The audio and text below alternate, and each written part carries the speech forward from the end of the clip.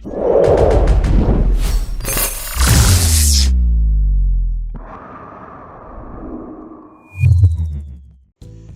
humans, and welcome to another episode of Gen X Gamer. What's going on with a Nintendo Switch 2? I have never seen Nintendo in such disorder. These leaks are incredible. I've never seen Nintendo lose this much control over a product release. Well gamers, today we're going to be diving into the Nintendo Switch 2 leaks. I want to do a business type analysis, commentary. And a lot of these leaks really are coming from factory workers, right? Accessory makers, people that run websites that have access to this stuff. Nintendo partners, they have been spreading like wildfire across the internet. Everybody has an appetite for this, right? And people are looking for the clicks. But, while this information might have, all of us interested, in getting hyped, it does for a company. Okay, from a business perspective, for a company, it raises some serious questions. And for the gaming industry as a whole, if you think about it.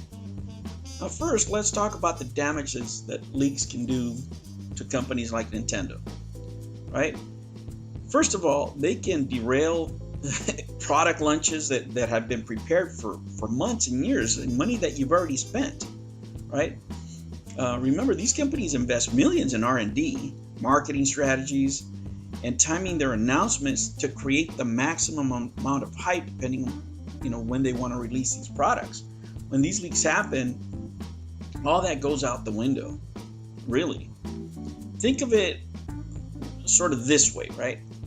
If fans already know, if the people already know, the public already know what's coming, it can really reduce the impact of an official announcement, for example, people tuning into your presentation or whatever.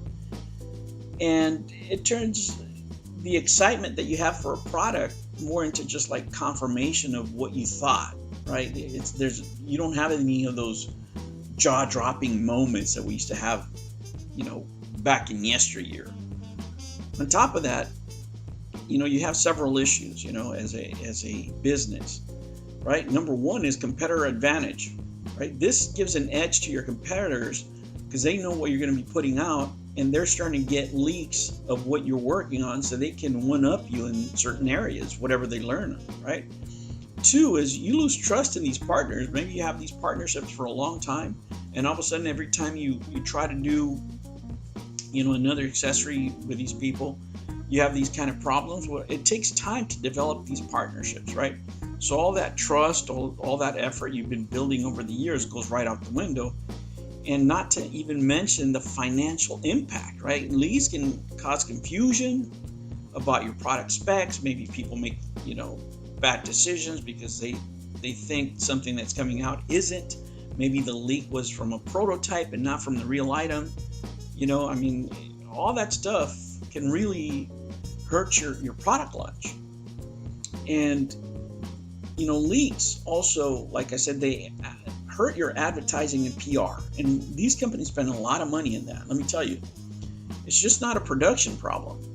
It's a marketing disaster for a lot of these people. Advertising PR campaigns rely on momentum. They really do. When you tease something at the perfect time with a tweet, or maybe a picture, a little trailer, you start building buzz over time. But when somebody reveals your product, all of a sudden, then people are forced to scramble to confirm or deny rumors. It's not official anymore. And you do it you're not doing it in a timeline of your choosing, right? And you might have deals with certain, stores or retailers to leak certain things like exclusives and stuff like that. That changes, of course, per, console or manufacturer. But those are things that can happen, and leaks can also kind of, kill your messaging, if you will, because you might have an official stance. Let's say you say that, oh, my product's now, bolder and stronger and this and that and the other, and then these leaks start occurring, and the people leaking and say, well, no, this is just as flimsy as it ever was, Now, your whole narrative is out the door. All the marketing that you paid for is gone, right? It just disappeared all of a sudden. And it's like, you get promised this huge meal, right? And they promise you that they're going to deliver you this perfectly cooked steak, and you're just looking forward to it. And somebody tells you from the behind the kitchen, hey, the steak is dry. It kind of kills your expectations.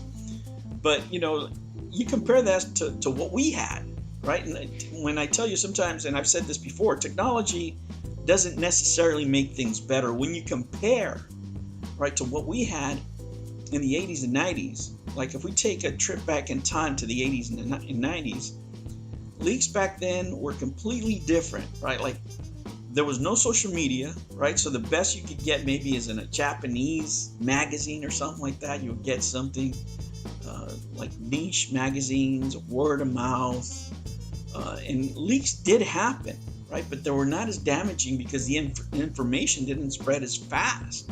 By the time you got it, it was almost launch time. Like, it didn't really kill the marketing. But today, like one tweet, one image can go viral in seconds and millions of people can see it. That didn't happen in the 80s, right?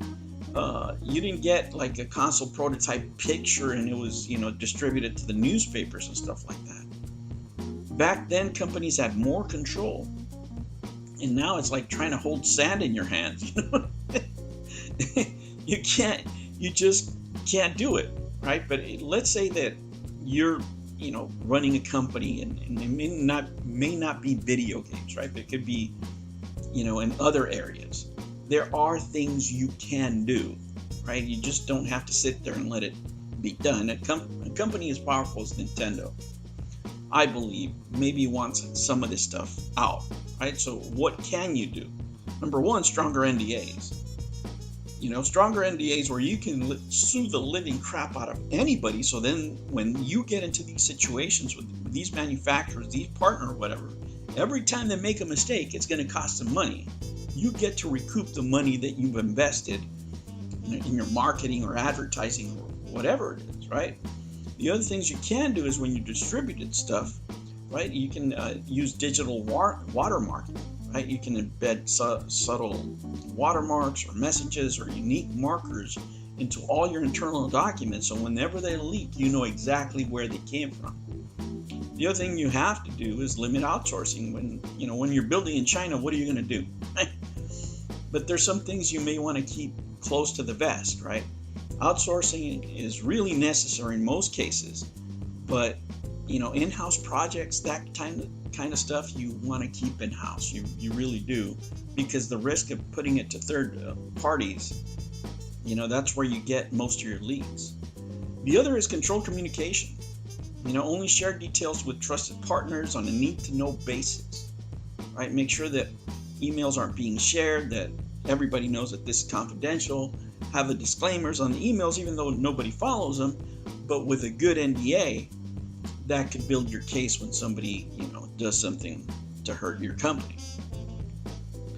And last but not least, right, you can have like the Nintendo ninjas. And this is why I tell you, I believe some of these leaks on purpose, because Nintendo has a lot of ninjas out there, right?